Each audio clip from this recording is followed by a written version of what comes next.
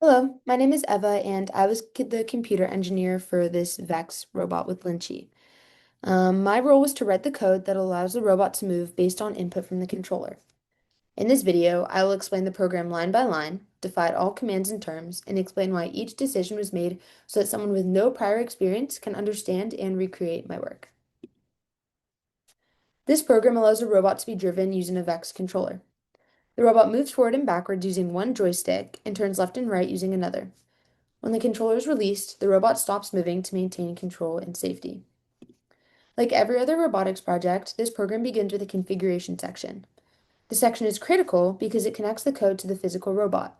If anything in this section is incorrect, such as port number or motor direction, the robot will not function properly. The first line imports everything from the VEX library. This gives the program access to commands that control motors, the brain, and the controller.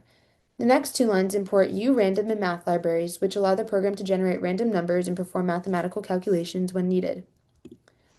Next, the brain is defined. The brain is the VEX version 5 brain, and it is the big rectangular thing in the center with a screen. The brain is the robot's computer and is responsible for running the program and communicating with all connected devices. Defining the brain tells the program where all commands are sent. After the brain is defined, the motors are created. Each motor is named based on its location on the robot, such as front left or front right. Clear naming makes the code easier to read and to debug later. And in my sketch here, it is the two things sticking out in the top center. Each motor is assigned a port number, a gear ratio, and a direction setting. The port number must match where the motor is plugged in into the brain. The gear ratio of 18:1 provides a balance between speed and control. Some motors are reversed so that all wheels spin in the correct direction. The controller is then defined as the primary controller. This allows the program to receive input from the joysticks and buttons that the driver uses to control the robot. A short wait time command is included after the controller setup.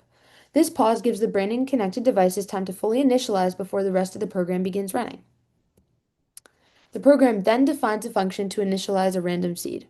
This function uses battery voltage, battery current, and system time to create a unique starting value for randomness. This prevents random values from being the same every time the robot is turned on. After the function is defined, it is called this random seed is actually set. Calling the function tells the program to run the code inside it. A helper function is also included to play sound from the brain. This function prints a sound command and includes a short wait. Even though it's not used later, Vex provided it, so I added it just for show, and it shows how functions can simply repeat repeated actions. The console is then cleared using a print command. Clearing the console removes old text so that only current information appears when the program is running. After the configuration section is complete, the main driving function begins. This function contains all the logic that controls how the robot moves. Inside the driving function is a while true loop.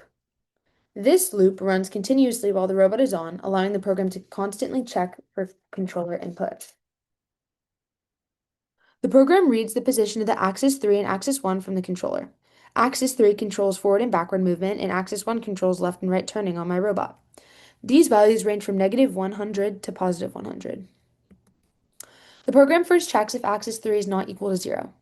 This means the joystick should be pushed forward or pulled backward and the robot should move. The speed is calculated using the absolute value command.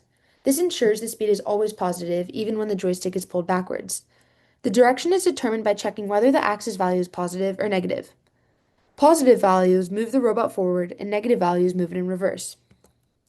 All four motors are then commanded to spin using the spin command. All motors spin in the same direction at the same speed, so the robot moves straight. If axis 3 is not being used, the program checks axis 1. This allows the robot to turn left or right. When turning, the motors on one side spin forward while the motors on the others spin in reverse. This causes the robot to rotate instead of moving straight. If neither joystick is being used, the program stops all motors. This prevents the robot from drifting when the controller is released. A short wait time is included at the end of the loop. This prevents the brain from being overloaded and helps the program run smoothly.